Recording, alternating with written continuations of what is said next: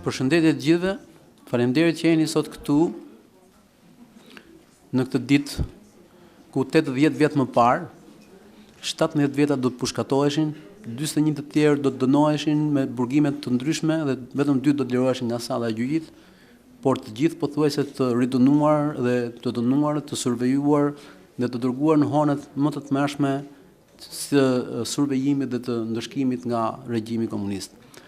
Në këtë ditë të 80 vjetorit të gjyqit special, të ashtuquarit të gjyqit special, unë besoj se jemi këtu, domethënë duke sjellë në vëmendje atë që ka ndodhur realisht në atë lloj 44 ditë ku u dëgjuan vetëm akuza, po asnjë lloj vërtetimi për akuzat, nuk u dëgjuan fare ato që akuzoheshin. Dhe ndodhi ajo që ndodhi duke vendosur ndoshta shinat e një diktature ku ai precedent pastaj u zhvendos në gjithë Shqipërinë për vite me radhë deri në 91-shin.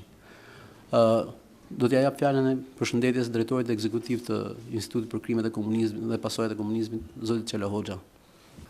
Të nderuar miq, dashamirës, të ftuar, përfaqësues të mediave, familjar të ish të dënuarve të gjyqit special,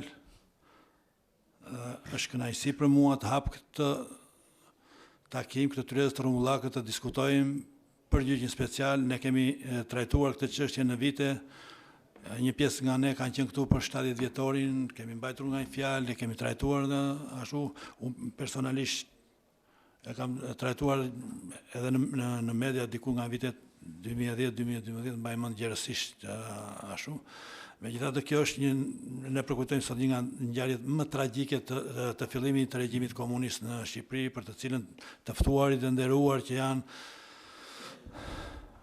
profesor, studiues, historian, specialistë të fushës, që janë familjar, do të japin mendimet e tyre mbi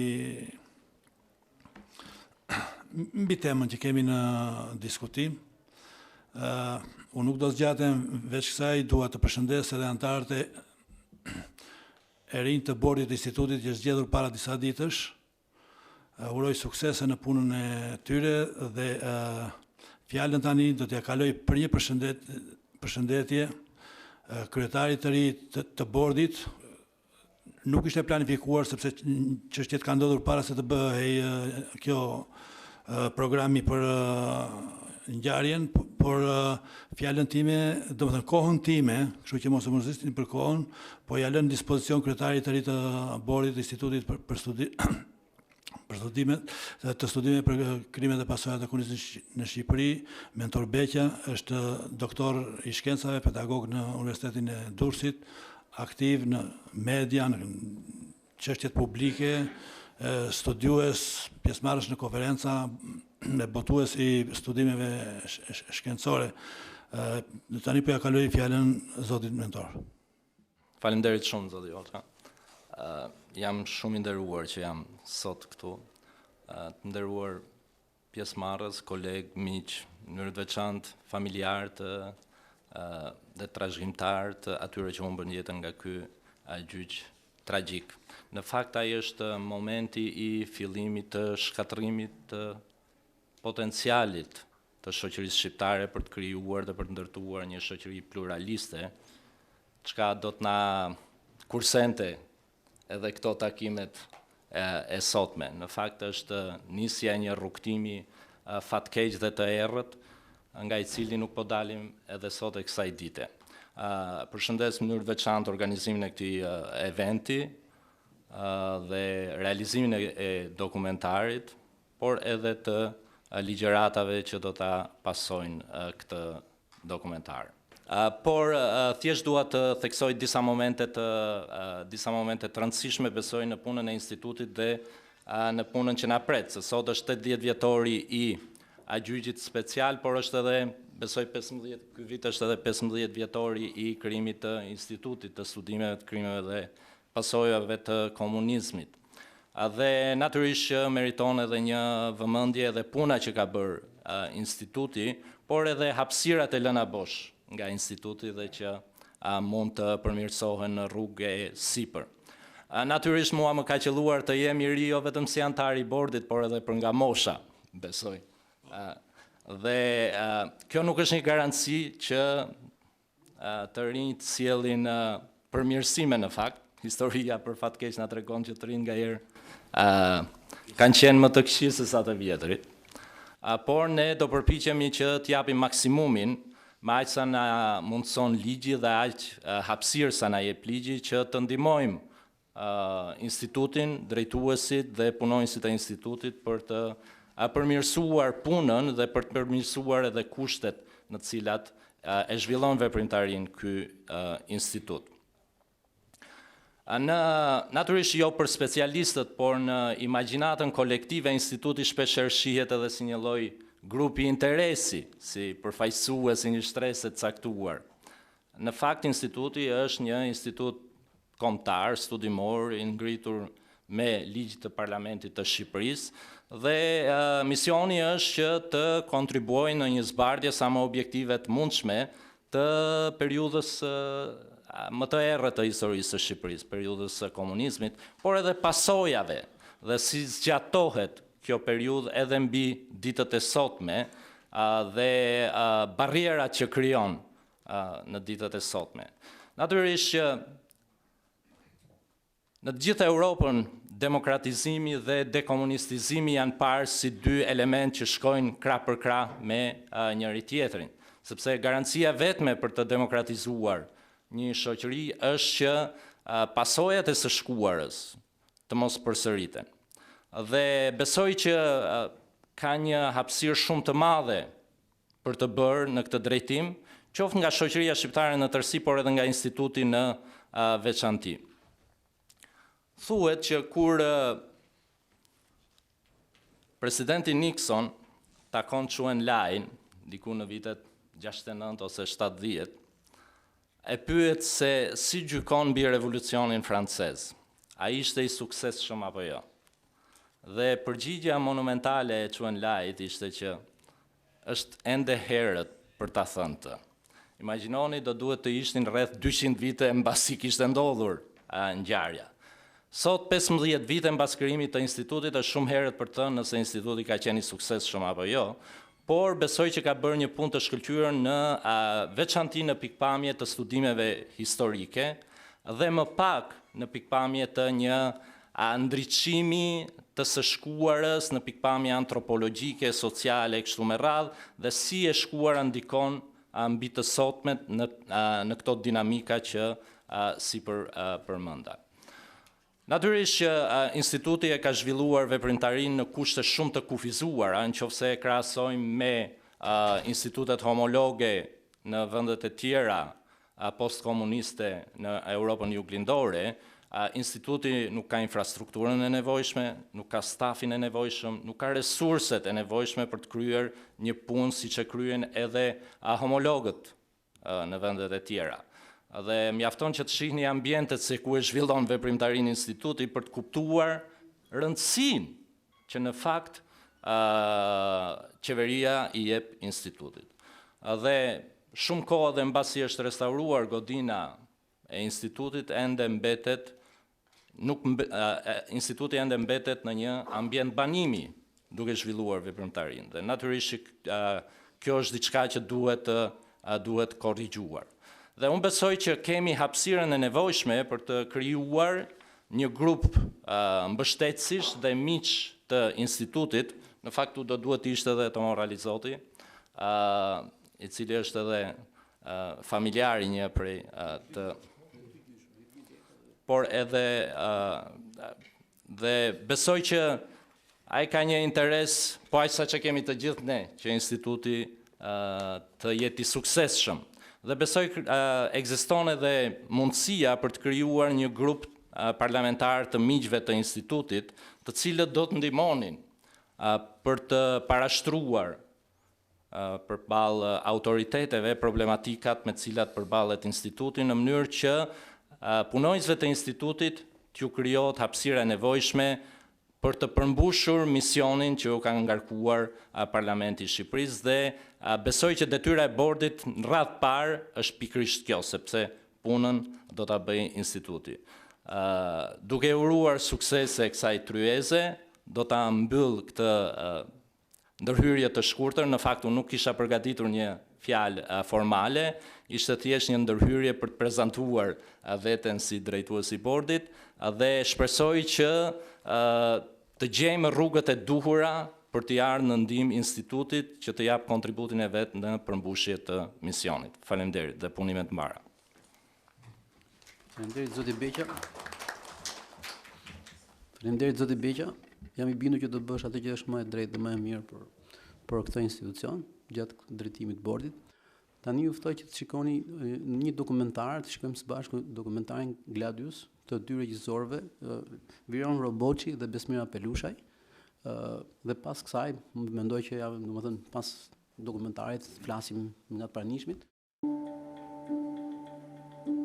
Përpjekja për të analizuar shumë çka, mundet njeriu ta përcjellë në përudhëkryqe nga të cilat gjithçka i mbetet në fund, ajo që ruan si kujtim nga përsjatjet në për labirinte fatesh e njerëzish, është asgjë më shumë se aroma e pluhurit të historisë. Është e pamundur të gjykohet për faktet e së shkuarës, pa folur për kontekstin historik të tyre. Sot, pas shumë dekadash, teksa shoh këto fytyra, e kam të vështirë të mendoj se një shoqëri mund të kultivoj kaq shumë padrejtësi dhe të mos e trashëgoj atë në breza.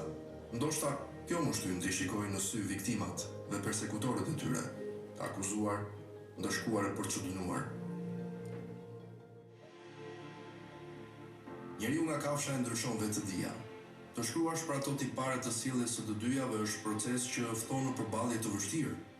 Nga ato që të zhveshin prej zakoneve të kultivuara dhe edukata e konvencioneve, është proces që më bën të ndihem primordial, konfuz, pezull, ndiku mes njeriut dhe kafshës. Ka një sër faktorësh, do thoya unë.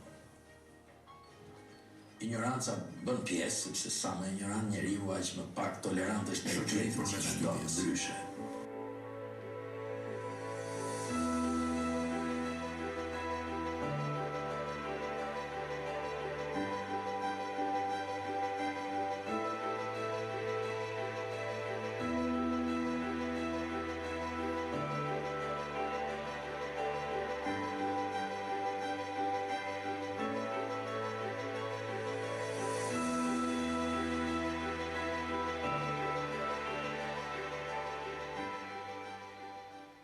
Mënyra me cilën ky proces u administrua, u drejtua dhe fakti që këta të gjithë u gjetën fajtor, është tregues shumë i qartë dhe koha shumë e shkurtër në cilën u realizuan seancat. Seancat ishin më shumë një show publik, sesa në fakt një proces i cili udhëhiqet nga parimi. Nuk u bën asnjëra nga të dyja.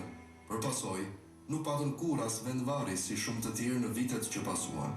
Secili prej tyre mund të prehet poshtë hapit tim të radhës, apo atij që sapo hodha. Që e shkuara të mos helmoj të ardhmen, mjafton njeriu të hedhë me kujdes hapin e radhës sot, nesër, për herë.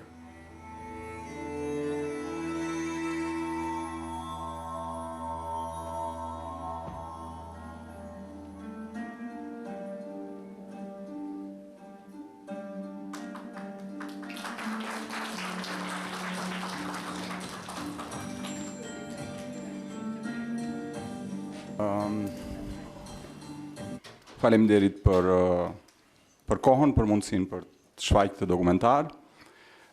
Para se të kaloj tek pyetja juaj, dua të shpjegoj me dy fjalë rrugtimin e këtij dokumentari. Unë për herë të parë jam përballur me dosjen e gjyqit special në vitin 2012, sa isha kthyer në Shqipëri dhe le të themi dimensioni pafajësisë, siç e quante Çelo aso kohë, ishte shumë i madh dhe ngela më shumë se i mahnitur nga një gjyq pa fakte, një gjyq pa ligj dhe një gjyq pa gjyq. Dhe ishte, domethënë, impakti ka qenë i tmerrshëm dhe sinqerisht emocionojmë akoma dhe sot kur pas 80 vitesh kur përballem me element të këtij gjyqi, sepse është përtej kufive të absurdit. Është e vërtetë që ne hulumtuam dhe pam që ka ndodhur show trial në shumë vende, por unë nuk kam gjetë paralele të këtij brutaliteti dhe të këtij raporti midis të shkolluarish dhe të dënuarish kaq, domethënë është absurd. Sinqerisht është absurd. Dhe mendoj që ky ka qenë guri themelit, por gjithmonë në mënyrë shumë profane, unë nuk zotojmë të jem historian dhe nuk mendoj që ky dokumentar është e vërteta e vetme, e thënë dhe që duhet thënë për atë periudhë. por në përshtypjen time është tamam guri i themelit i asaj që do vijonte pastaj në 45 vite. Madje shumë kush mund mendoj kur ta shoh që kemi ndonjë përpjekje relativizimi ose normalizimi të keqes dhe një lloj kështu të gjithë e pësuan nga të njëjtin fat, le të themi, në fakt nuk është e vërtet.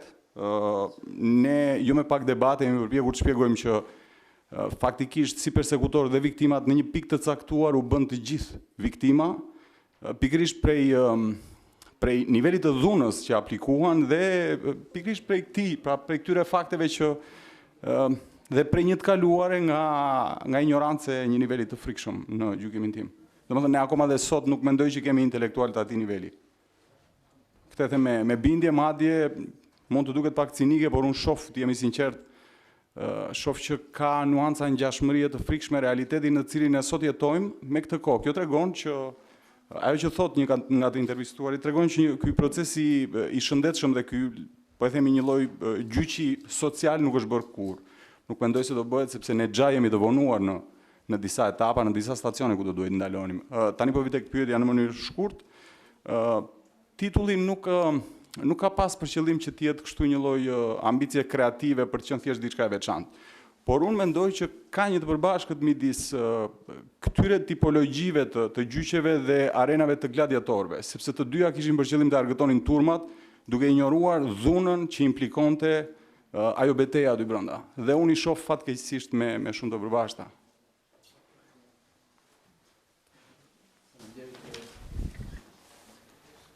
Faleminderit Viron. Unë mendoj që nuk është kurrë vonë me thënë vërtetën. Unë mendoj që një gjyq moral e kemi domosdoshmë, por mund të jetë edhe një gjyq faktik për çështjen e pavarësisë, megjithatë mbetet në kohë që ne të themi të vërtetën, sepse ja kemi borxh atyre të cilët, domethënë, ne i shikojmë në këtë dokumentar, i kemi parë gjithkohon, ka dokumenta, ka fakte dhe do ishte gabim për ne nëse do heshnim përballë kësaj të keqe që nuk kemi ditur ta zmarim. Dhe është përgjegjësia jonë që s'kemi ditur ta themi në këto 35 vite dhe ndoshta duke gabuar që në fillim bashkëfajtorë dhe bashkëbujtës, që unë mendoj që nuk mundet të jenë bashkëfajtorë dhe bashkëbujtës, domethënë.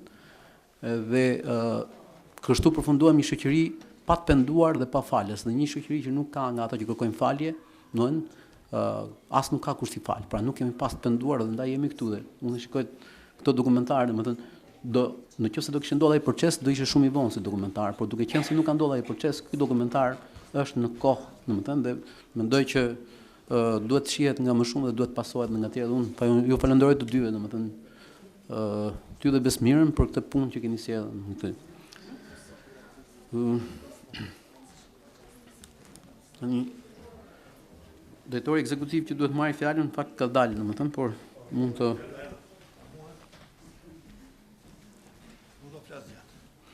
nuk do flasësh gjatë, por kam një pyetje të shkurtër. Qoftë në dokumentar, qoftë në punimet e tua, keni bërë dallim midis gjyqit dhe gjykimit. Mund të na e sjellësh, domethënë, pse pikërisht kështu? Pse e nisën si gjyq dhe jo si gjykim?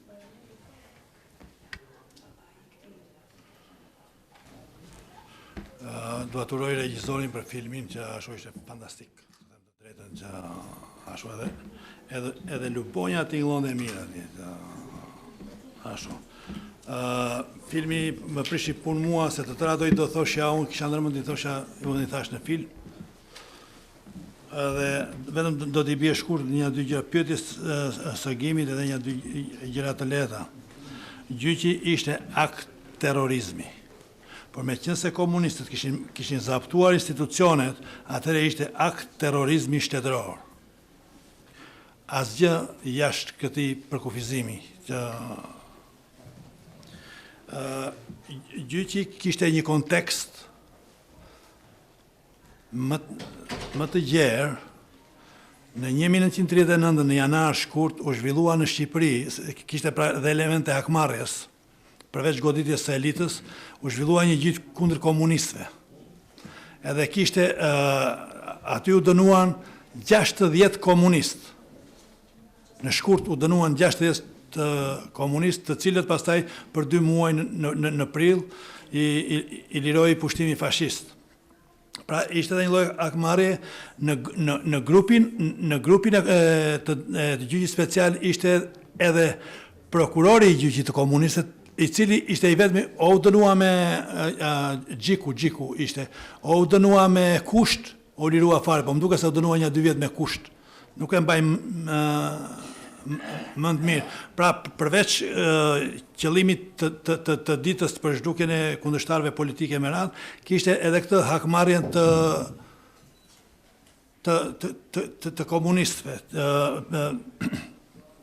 për krijimin e një skene me përmasa të njëjta, vetëm se gjyqi i 39-ës dënimin maksimal që dha ishte 10 vjet, të tjerët pastaj, po 1-2 dënime u dhanë me 10 vjet burg, të tjerët ishin pastaj me muaj burg, me 2 vjet, nuk ishte dënime të larta. Akuza e kolaboracionizmit ishte argument propagandistik, instrument. Nuk ishte një lloj parimi me bazë ligjore. Në një rast, për shembull, në shumë raste, po në një rast po përmendun, njëri ishte e panderu, kishte qenë, domethënë kolaboracionist se kishte punuar në post, dëshmëtari që dëshmonte kundër këtij për ngjarje që ky kishte bërë në post, ishte ish postier, pra kishte punuar në post edhe ai. Ishin të dy që kishin qenë pjesë e postës. Njëri ishte kolaboracionist, tjetri ishte kundër tija. Ose personi që firmonte vendimin e vdekje me përfundimtar në fund të këtyre ishte Omer Nishani që kishte qenë pjesë e pushtetit të pushtimit 39-43 për një kohë shumë të gjatë, kështu që ajo ishte thjesht një argument propagandistik. Tani për të pyetja, gjyqi ata nuk është se e kishin të qartë.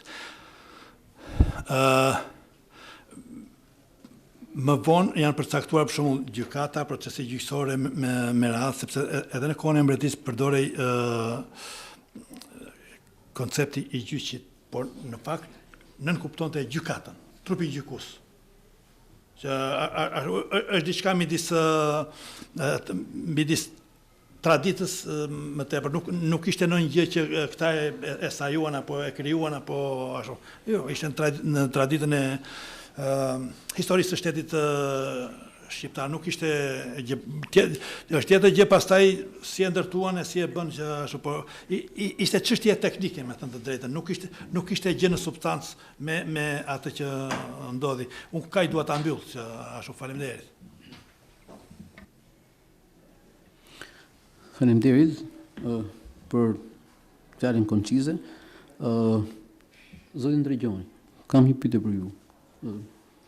Zoti Besim Ndregjoni, presidenti i shoqatës për ndjekurve politik.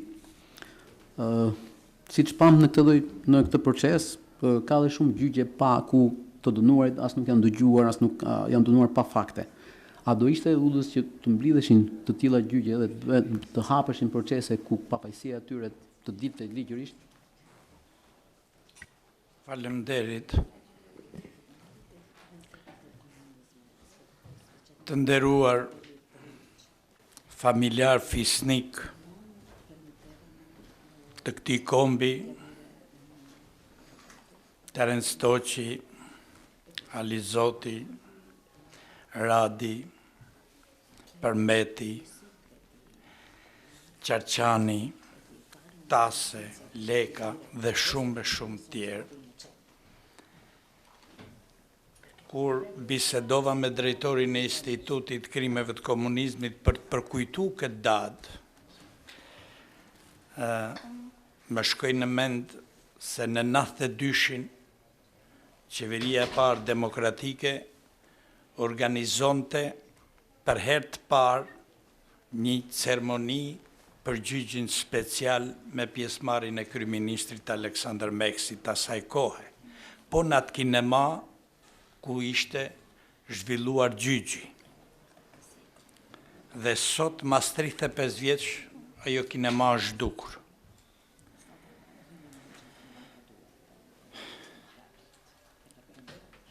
Ku jemi në 80 vjetor, jemi në një vend ku nuk u ndërtu demokracia, po u rilind diktatura. Kush ishin gjyqët special? Ishin ata që i kishin dhënë kombit shqiptar pavarësinë. Ishin ata që i kishin dhënë elitën e parë, shtetit parë shqiptar. Ishin ata që me kontributin e tyre, edhe financiar, kishin punuar që Shqipëria të kishte një shtet. Dhe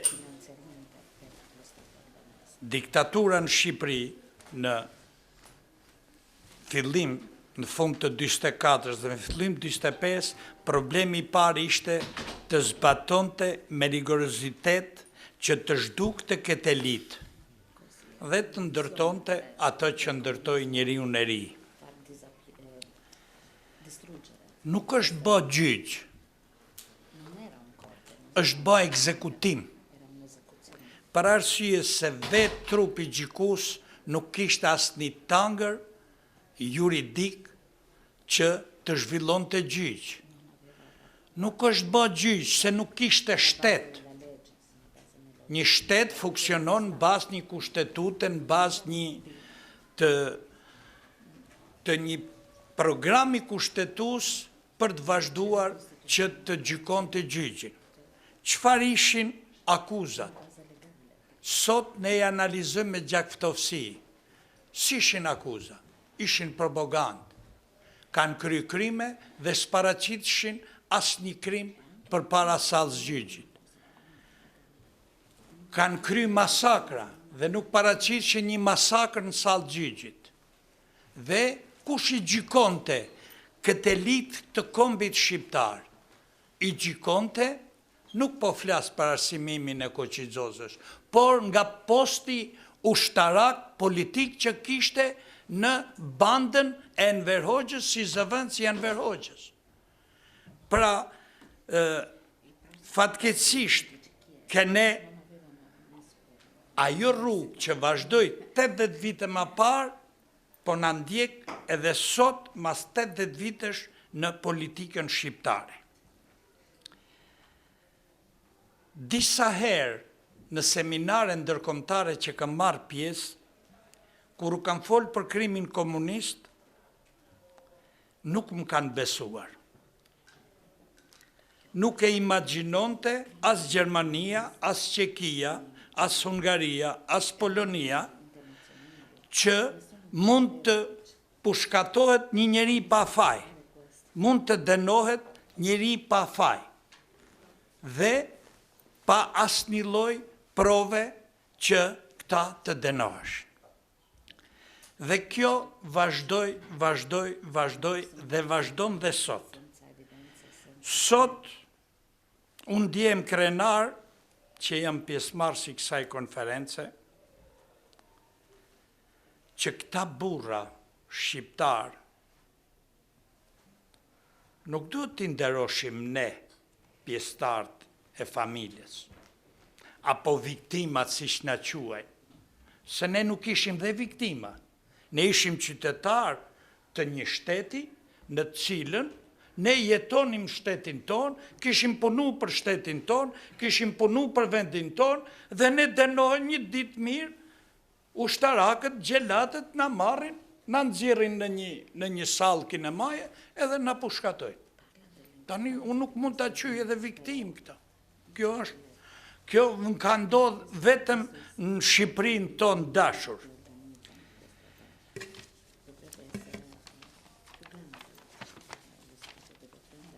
Çfarë ishte gjyqi special, si mas konceptit tim?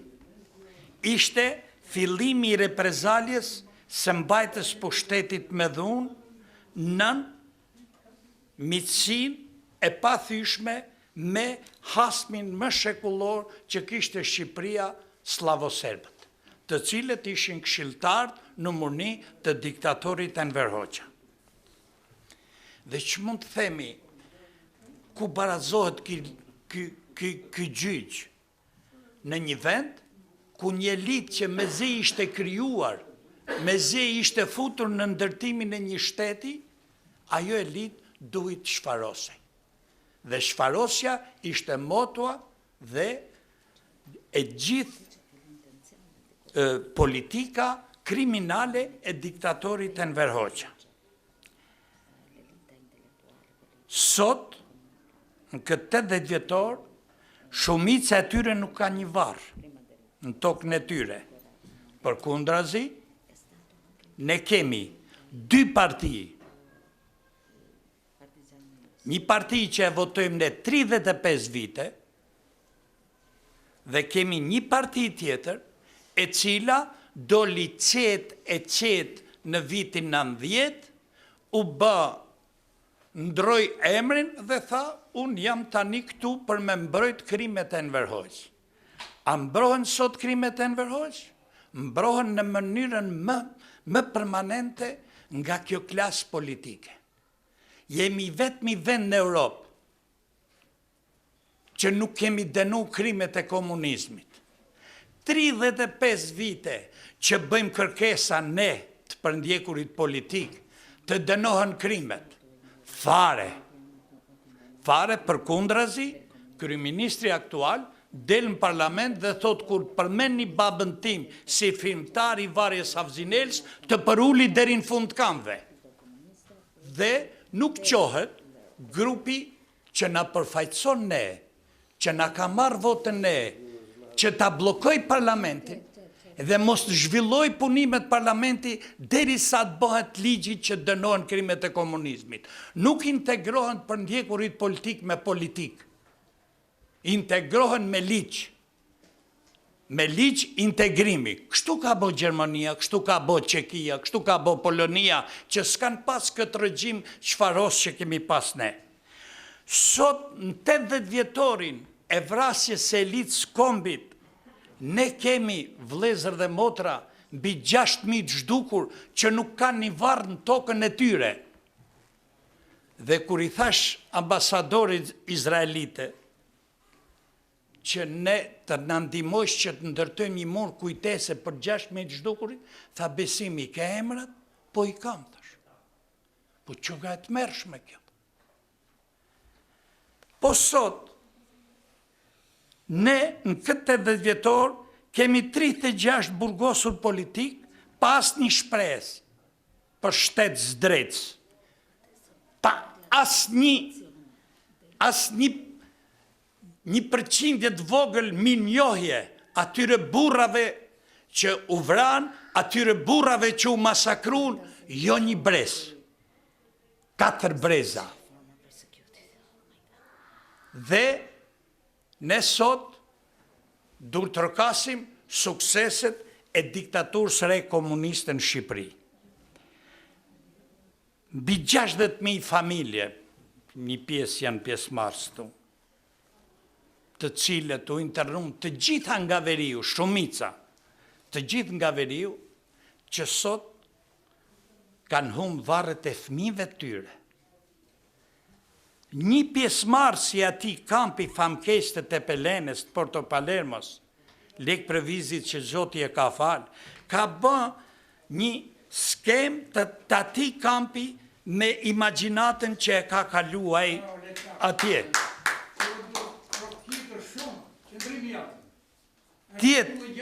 Tjetër, mbi 100.000 familje janë shpallur kulak.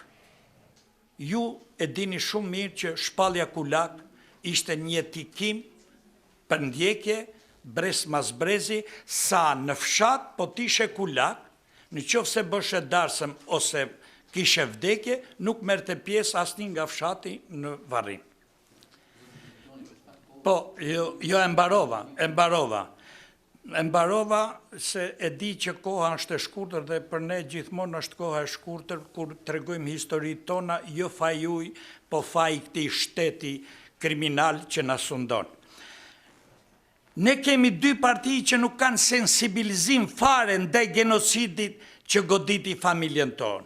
Historia do t'i dënoj këto parti si antishqiptare që lozin e ndërtojnë pushtet mbi gjakun e pafajshëm të këtyre fisnikëve, të këtyre shqiptarve.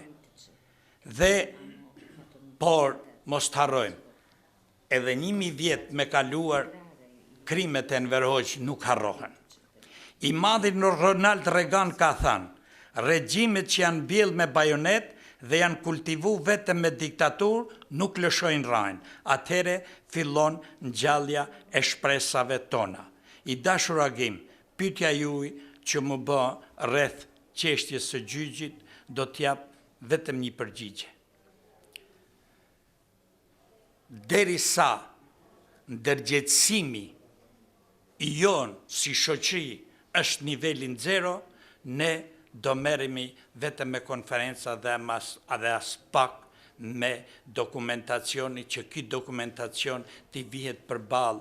Më ka bë përshtypje në dokumentarin që dhanë zotrit, një historian e re, Enriqueta Papa, që du ta falenderoj për përgjigjet e sakta edhe për motivimin që ka kjo historiane përballë historianëve kriminal që i shohim çdo natë, çdo orë në televizion duke mbrojtur krimet e Enver Hoxhës. Lavdy këtyre burrave që na lanë një komp, na lanë një flamur, na lanë një ade. Ju falenderoj për kohën që më dhatë.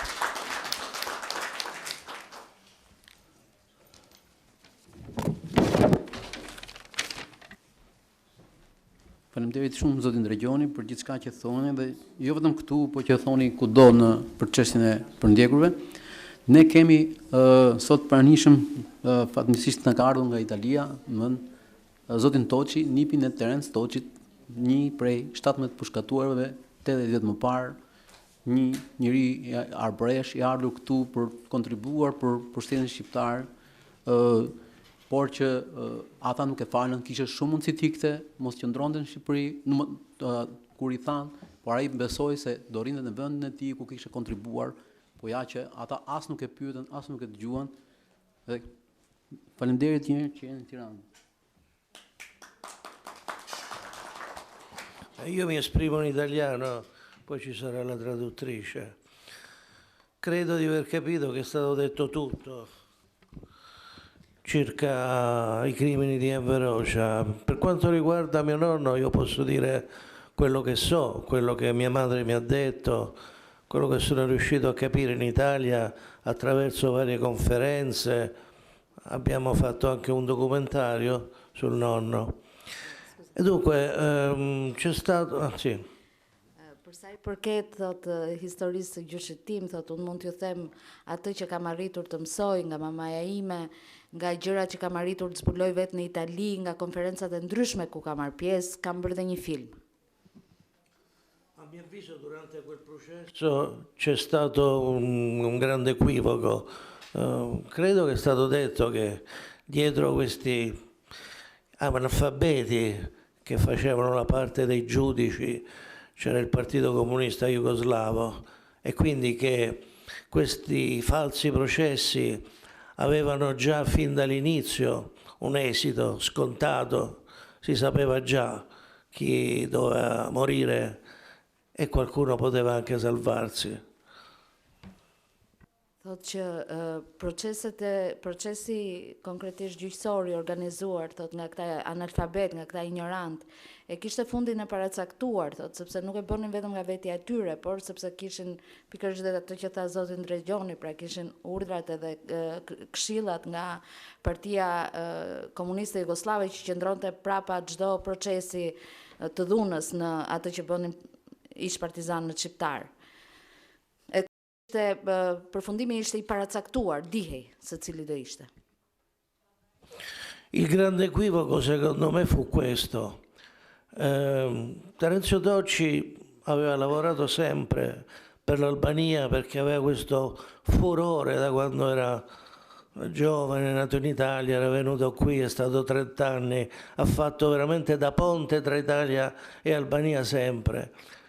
E questo far bene probabilmente era qualcosa che i comunisti non potevano ingoiare, perché lui fu accusato di essere un criminale di guerra.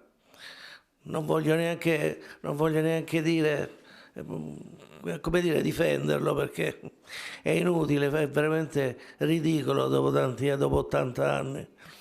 E criminale è anche un fiancheggiatore dei fascisti, ma lui aveva sempre voluto l'unione fra Italia, l'unione, la collaborazione, perché l'Albania è sempre stata circondata da popoli ostili e l'unico che poteva venire incontro alle necessità dell'Albania era l'Italia, lo aveva fatto per decine di anni.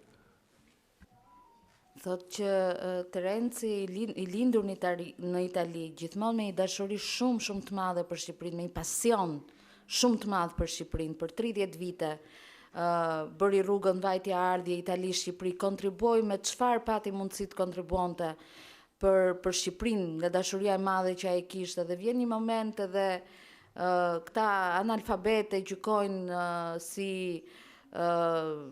person që i shërbente Italisë fashiste, duke shtremruar një vizion të Toçit që ishte një vizion i bashkëpunimit midis Shqipërisë dhe Italisë, një bashkëpunim që Toçi e mendonte të nevojshëm në kushtet kur të gjithë fqinjet e Shqipërisë në Ballkan ishin armiqtë e saj, në sensin që donin të glabronin territoret dhe të ishte mos ekzistonte më shteti shqiptar. Vetëm në këto kushte Toçi donte bashkëpunimin shumë të fortë midis Italisë dhe Shqipërisë, një farë bashkëpunimi që ndodhi në periudhën mes dy luftrave, që gjithsesi e ndihmoi Shqipërinë në mënyrë të jashtëzakonshme. Dhe si duket gjërat e mira që Toçi bëri për Shqipërinë nuk kalonin dot poshtë komunistëve.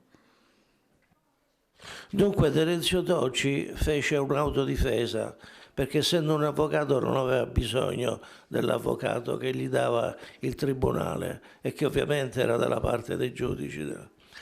Ecco, l'equivoco qual è stato? Che lui fu accusato di essere un criminale per tutta la sua vita, quando invece sapevano benissimo i comunisti che aveva fatto del bene, e anche i più giovani tra i partigiani sapevano che Terenzio Toci, tutto sommato, era un uomo che ha dedicato la sua vita all'Albania nel bene. Quindi l'accusa era quella di aver partecipato, di essere un collaborazionista più che altro. Ma lui si difese dicendo, perché lui era un idealista, forse a distanza di tempo non voglio essere io a capire più di lui, ma lui si difese dicendo che aveva fatto del bene in Albania. Concludo dicendo che secondo me non solo questi 17 che sono stati ignobilmente uccisi, ma anche tutti coloro che hanno sofferto, e tra l'altro anche tanti italiani che sono stati imprigionati per una decina di anni, perché questo poi poco si dice anche in Italia. Ecco, io vorrei dire che sui libri di testo albanesi, sui libri di scuola, ci vorrebbe, non so come, perché non so qual è la strada, però che Terenzio Toci e questi altri abbiano un ruolo più importante su questi libri. Grazie. Mille grazie. Viva Italia! Edhe thot që pikërisht pra në këtë gjyq special thot Terence Toci vendosi të vetë mbrohej, pra të shkruante vetë mbrojtjen e vet. Duke menduar që avokatët ose personat e caktuar nga gjyqi sigurisht që ishin aty vetëm për të bërë hizmetin gjyqit edhe jo të pandehurve. Dhe me atë idealizmin e vet që vazhdoi ta kishte deri në fund, dhe unë thot kur e gjykoj tani me ftohtësi, thot them, okay, nuk mund të di më shumë se sa dinte ai vet. Me këtë idealizëm të vet, thot, po cilat janë akuzat, thot, kolaboracionizmi me Italinë, thot, cilat janë akuzat, thot, janë akuzat vetëm që ne pas kemi bërë mirë. Ne pas kemi bërë vetëm të mira shtetit shqiptar, dhe këto kthehen në akuza.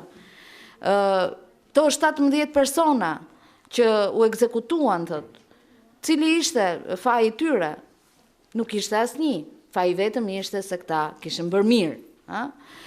Pra, për ta mbyllur fjalën, thot që figurat tilla, sikurse edhe vetë Terence Toci, dhe puna që ata kanë bërë për Shqipërinë, gjatë viteve që patën komunikimin, gjatë 30 viteve, kanë shumë pak vend në tekstet shkollore, thot, dhe në përgjithësi në literaturën historike në Shqipëri, thot, do doja shumë, thot, që të kishim pak më shumë hapësirë në tekstet shkollore të historisë, si dhe në tekstet e tjera historiografike. Thot, faleminderit. Faleminderit shumë për praninë, për fjalën, për gjithçka që thatë, më lejoni të. Shtëpia Terence Stoçit, për gjithë juve që mund jeni kurioz, është shtëpia që është ngjitur me ambasadën italiane pas Rognerit, ajo vila atje që jetonte Bedris Pajiu kur dënonte Terence Stoçin në mënyrë paradoksale. Zoti ka dashur që të na majë pranë nesh, domethënë lek tasin në këtë moshë, vrapon, ecën, flet. Përmendi Zoti Hoxha, domethënë Koço Tasin, babain që ka bërë atë libër që vazhdon, mund të jetë dhe sot një libër që duhet t'i referohemi. Ajo që kam unë është që duke qenë këtu një dëshmi e fortë, kur kthen kokën pas për çfarë ka qenë për ty dhe cila ka qenë pasoja e atij gjyqit, ashtu quajtur gjyqi special.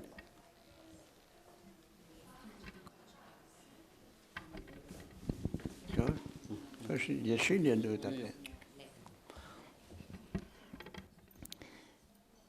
Gjyqi special kam pasur baban dhe xhaxhan. Edhe babai u dënua burgim të përjetshëm, bëri 20 vjet, xhaxhai me 30 vjet edhe vdiq në Burrel mbas 17 vjet.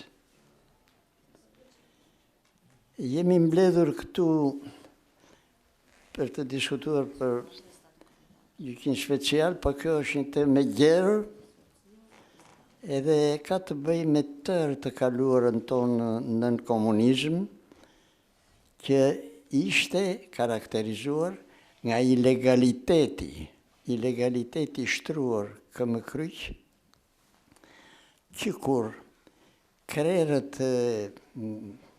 e lartë të Partisë Jugoslave, Dedier erdi në Berat,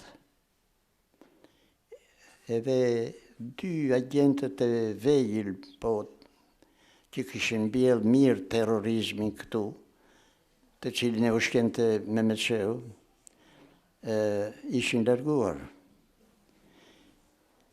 E mberi autokritik deri në lot në Berat, qauet, u shndërruar në komandant në Tiranë. Edhe gjithë byroja që kishin folur kundër tij me Jugoslavët nuk bën dot gjë. I kishte zgjedhur të gjithë sigurimin e shtetit, i kishte bërë sigurim personal.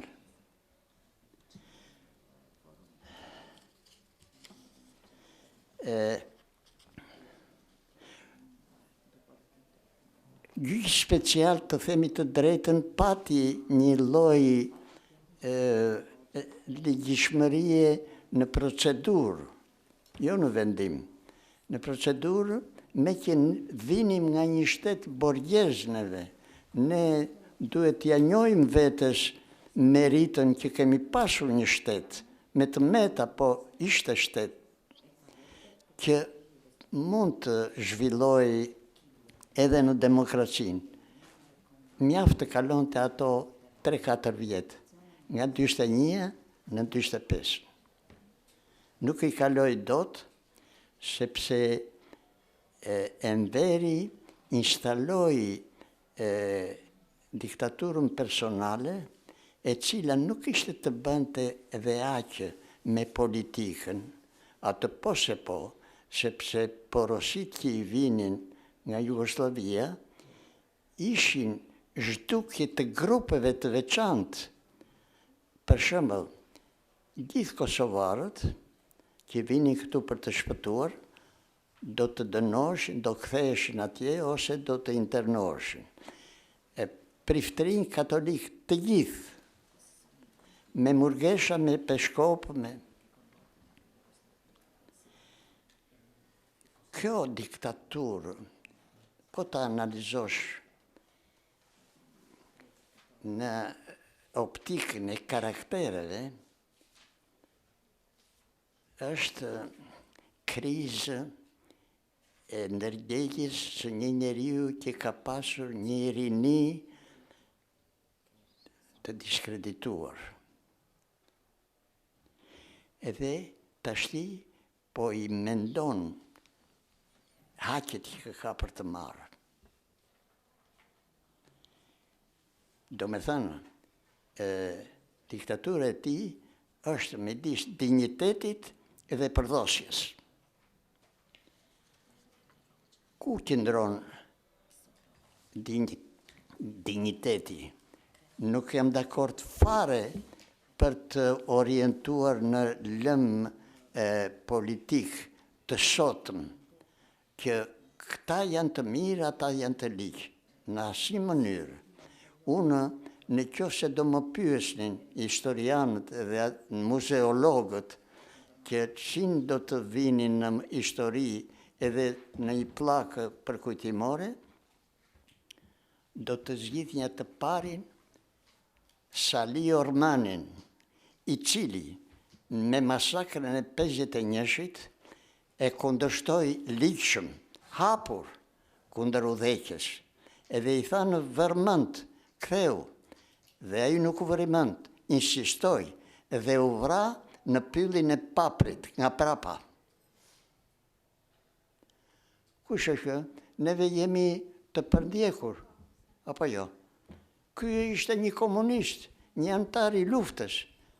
Nuk do t'ja heqim kapelen këtij, është figurë kryesore që neve na duhen, sepse neve na mungon në sipërfaqe, në plakat edhe në tekstet, na mungojnë këta njerëz. Edhe ne duhet të insistojmë që t'i vëmë në pah, në dukje.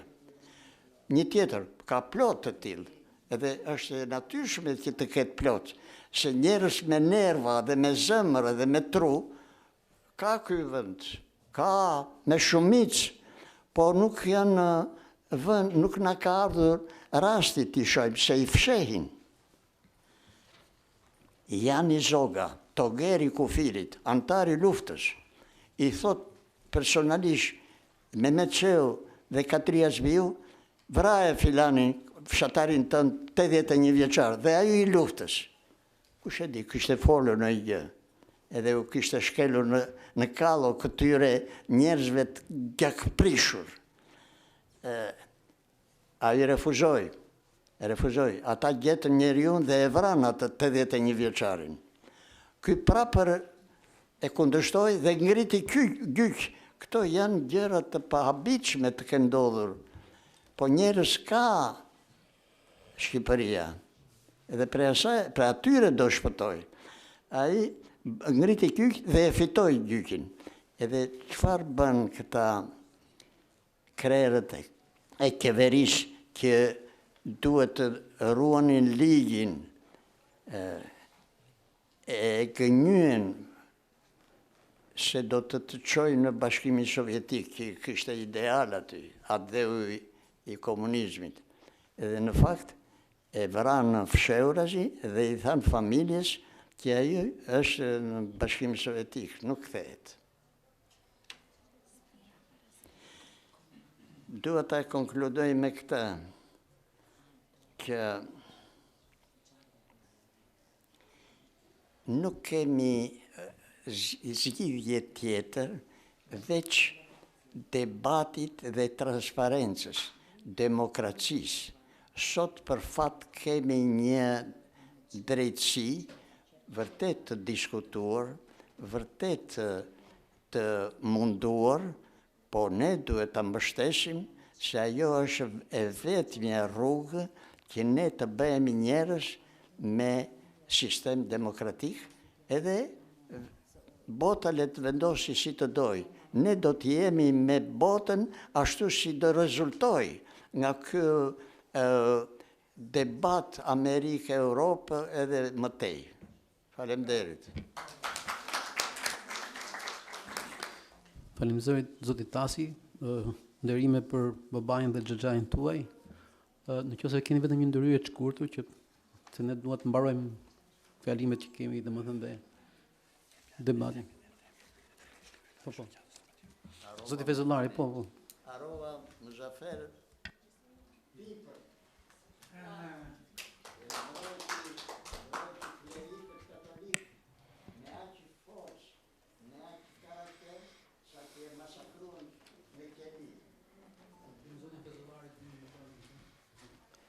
Faleminderit për organizatorët, jam kryetar i shoqatës antikomuniste për ndihmë politikë të Shqipërisë. E dëgjova me vëmendje dhe e pash sigurisht me vëmendje materialin që u dha në ekran dhe faktikisht janë shumë të vërteta, por është vetëm maja e icebergut, duke përfshirë gjithë gjëmat që ka bërë komunizmi gjatë gjithë jetës të tij. Unë jam një person dëshmitar okular që baba im, pavarësisht se ka qenë partizan, por më 46 duke folur fjalët e tija reale antikomuniste për atë që nuk kishin luftuar këta njerëz, u dënua dhe më 49 i kanë dhënë dënimi kapital me pushkatim. Fati i tij i mirë që nuk është vënë këtu, iku uarratis. Por unë duhet të konkludohem vetëm një minutë. Çfarë u bë me familjet e këtyre 6200 të vrarëve nga komunizmi? A u mua ndonjë mas? Nuk pash këtu të flitet. Dhe unë mendoj që duhet të flasim për të gjallët, se të vdekurit ka shkruar historia, pavarësisht se historia deri tani ka nën pluhur.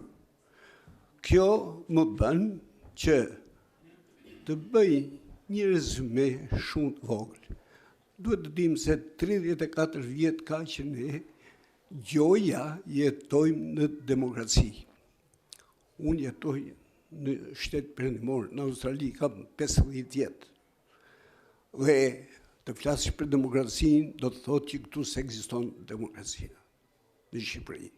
Fakti është sepse këtu kanë marrë pushtetin të majta të djatha, por kur nuk ka shkuar mendja që për këto dëshmi të gjalla me foto të filmuara, të vrarë në mënyrë më makabre, më të padrejtë mundshme, të ketë marrë dikush një vendim e t'i hapë këto letra dhe të hapë dhe një gjyq mbarë kombëtar të dënohen këto krime. Faktikisht, kjo më ka bërë që ka marrë drejtimin e shoqatës që të bëj atë sa mundem unë.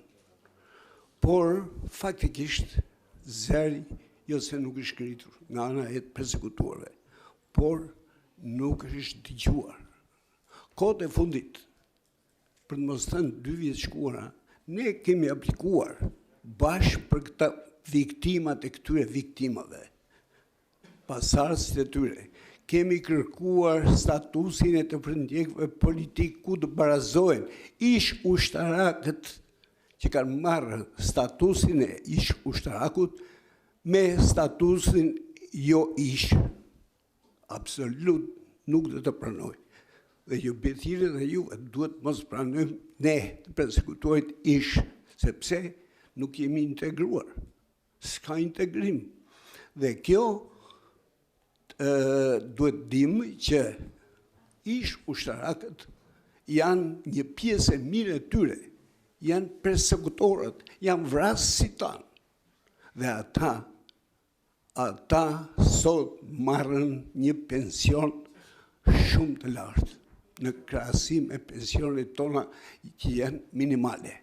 Ne akoma jemi të persekutuar, ne akoma vuajmë, ne akoma jetojmë në një mjerim të tejskajshëm, për thënë, duke përfshirë oligarkët që kanë përfshirë, kanë kollaboruar të gjithat e atyre të drejtave tane që ne i shohim në film, atje masakrin që kanë bërë komunistët për një ditë të barabartë për të gjithë.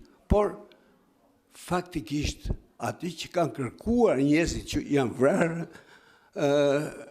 ne e po e gëzojnë oligarkët në mënyrën më të padrejtë mundshme.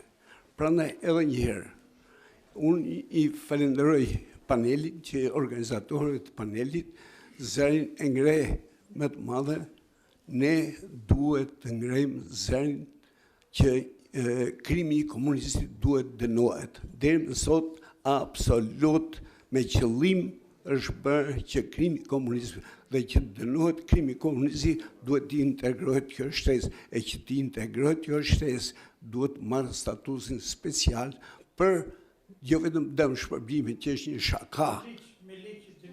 Është një shaka për ne të persekutorit dhe është një turp e një damke e zezë, një vull e zezë, një grop e zezë. Një rast po ju kalzoj, do më faqë një minutë. Ne është ngritur një grup kohët e fundit për të gjetur eshtre e humure dhe e besoni që kemi gjetur një varr masiv 4 persona në Gjirokastër ku i kanë hedhur në Pusë. Pusi ka qenë pa ujë, ka qenë në teritorin e policisë të asaj kohe dhe i kanë vrarë në burrin e policisë dhe kanë hedhur në Pusë. Në Gjirokastër kemi parasysh sa të thellë janë në Puset, sepse s'ka ujë aty është gur, dhe edhe sot ne presim bashkë nga këta që kanë krijuar një ligj që edhe eshtrat e të humura nuk kemi gjendjen e t'i nxjerrim. Pse? Sepse duhet marrë lej nga bashkia, duhet marrë lej nga prokurori, pa të krijojmë një ceremoni, pa të kutigjim paratë që koston që një nxjerrim këto eshtra, dhe qindra e qindra të tjera. Këto janë pengesa serioze. Sot që ne përballojmë dhe ballafaqohemi me padrejtësitë më të madhe që ne të persekutorit gjoja sigurie jemi integruar, por faktikisht ne jemi robrit e oligarkëve. Falendes. Faleminderit zoti Fezollari për ato që ndoshta vetë themi nuk e tha për babain e tij, ka një moment shumë kyç që duke qenë se binte nga udhëheqës partizan, ata kishte nxjerrë një sy dhe kur i thanë që duhet merrte vendime ndaj bashkëtarët vet duke i dënuar, përshkatuar, dhe i thanë që ti ke dhënë një sy për partinë. Tha, jap dhe tjetrin vetëm mos të marr vendime të tilla, edhe pastaj është arratisur. Ne jam i saktë apo jo? Tani Tomori nuk është këtu, miku im Tomori Alizoti, por familjarët e Tomorit janë këtu, familjarët e Fejzi Alizotit janë këtu. Cila dëshiron për ju të flasit 2 minuta?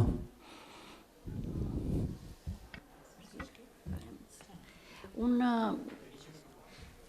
nuk doja të zgjatesha se nuk ka kuptim historinë, neve dim të gjithë. Unë them se me keqardhje ne edhe sot shifemi si ish, mua më vjen rënd që të përndjekur dhe më vjen keq që edhe shumë gazetar që sot kanë fatin tjenë në për televizione, paka shumë na trajtojnë si të tillë. Unë jam krenare që jam stërmbese Fejzi Bej Alizotit, ashtu si që kishte titullin ai, dhe shumë veta nuk e din që Fejzi Bej Alizoti ka qenë kryeministri i Shqipërisë mbas Ismail Qemalit. Gjë të cilën vetëm Blendi Fevziu, pero shumë shkarazi e ka thënë, dhe nuk thonë historinë që është pushkatuar me gjyqin special, që i shpëtoi plumbit nga ta dhe Bedris Pahiu me revolen i avuri këtu nukës që vdi. Unë nuk dua të zgjatem se historinë e din gjithë, por do kisha shumë dëshirë që të bëja një propozim. Unë personalisht vetë kam dashur të hap një gjyq për pafajësinë e Fejzi Alizotit. Por, them se ne familjarët jemi shumë, nuk është që mund të bëjmë një propozim parlamentit, se me gjykata këtu këne nuk zgjidh gjë. Se si mbas meje jemi akoma në regjimin komunist dhe e keqja më e madhe është se janë po nipat e atyre që pasojnë sot.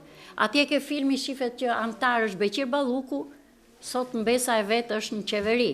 Dhe më e keqja që vetëm ai Belind Këlliçi e ka thonë në këtë, që ne nuk jam e sigurt, por nga fjala e Belind Këlliçit, Nipi Enver Hoxhës është ministri i brendshëm i kësaj qeverie. Nuk e di pse nuk e thonë edhe nuk Nëse nuk e di, ai e ka thënë thash me gojen atit se unë nuk e njoh edhe nuk mund të. Pikërisht, unë këtë propozim shkurt, desha që në qoftë se mund të bëjmë një peticion ose kërkesë që dënimi i krimeve komuniste, po të cilin nga këta. Kaq kisha, faleminderit. Faleminderit. Është fakt i njohur, në fakt që në momentin kur janë përshkatuar 17 personat në gjestin e 14 vite më parë, plumba nuk e kanë kapur Fezi Alizotin, i ka thënë që sipas ligjeve ndërkombëtare duhet në falet jeta dhe ai ka thënë ku i pyesim në ligjet ndërkombëtare dhe e ka përshkatuar vetë me pistolet pas qafës. Por të sugjeroj, domethënë meqense the për gazetar, meqense tani do të jap fjalën Josef Radit, djali Lazar Radit, dhe po të hysh te faqja e ka përmendur jo një herë, por disa herë këtë faktin e të qenurit kryeministër Fezi Bej Alizoti,